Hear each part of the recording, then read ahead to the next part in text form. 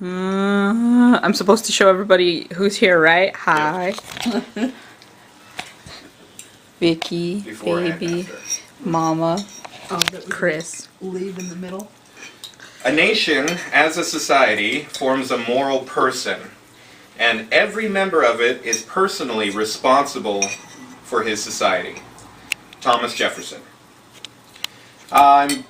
This speech's purpose is to persuade you that members of the Idaho legislature should disclose their assets when becoming a member of public office.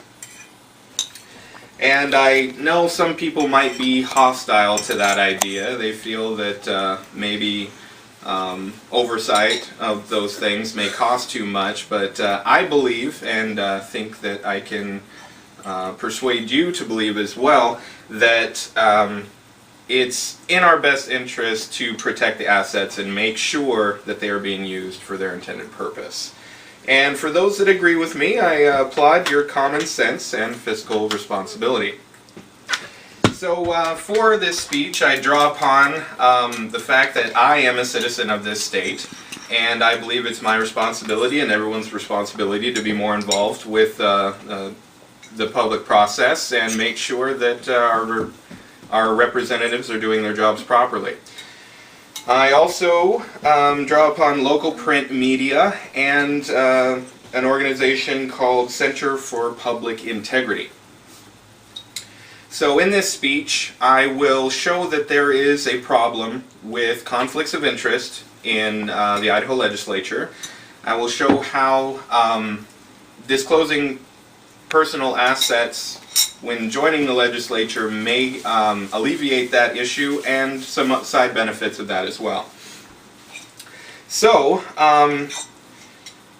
the Organization for State Integrity, in an article by Betsy Russell in their 2011 report on Idaho, said that in 2005, Jack Noble, the senator from a Republican senator from Kuna, voted on a bill that would make it possible for liquor stores to sell near schools. And after the fact, after he voted on it, it was shown that that benefited him directly. He owned a store close to a school and wanted to sell liquor out of it. According to the Spokesman Review, Betsy Russell also wrote an article on that.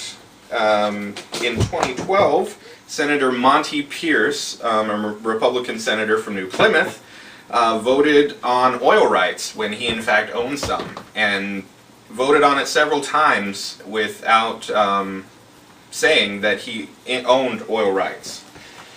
So how does the Idaho legislature respond to this? Well, just this year they kind of changed the rules on it. Prior to this year, legislators were expected to reveal any conflict of interest before a vote.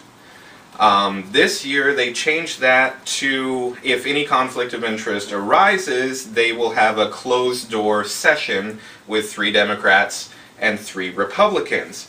This information was taken from a Republic.com article by Alex Morrill in 2012. It is my belief that the Idaho legislature has already failed in policing itself. That has been proven. And really, people can say, yeah, we can vote them out, but I believe the damage has already been done if these conflicts of interest come to light after votes.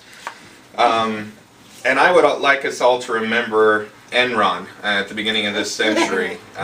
Just the damage that can be done when not only public trust but private trust is taken advantage of, and people lose their livelihoods and have lots of problems financially. So why is this such a big deal? I believe that protecting public assets is its own reward. We need roads, we need schools, we need representatives who will do the best for their constituents, not for private interest or for their own good. Some people might think that big government is a huge issue, and that big government begets big government. But I think that's a slippery slope, and that fallacy doesn't change the fact that private individuals are benefiting from public resources. So, in review, I believe it's necessary to prevent conflict of interest getting in the way of honest legislation. And it's also my belief that citizenship is a gift and a responsibility. We all have a responsibility to make sure that the people we vote into office are doing their jobs properly, and that we have the public rights and assets protected. So, I would like everyone here to contact their representatives and make sure that the taxes we pay and the stuff we need to do that needs to get done is getting done properly, and no one's lining their pockets or protecting friends and other interests. And I would like to leave you with former lawmaker Jim Hanson's quote to current lawmakers.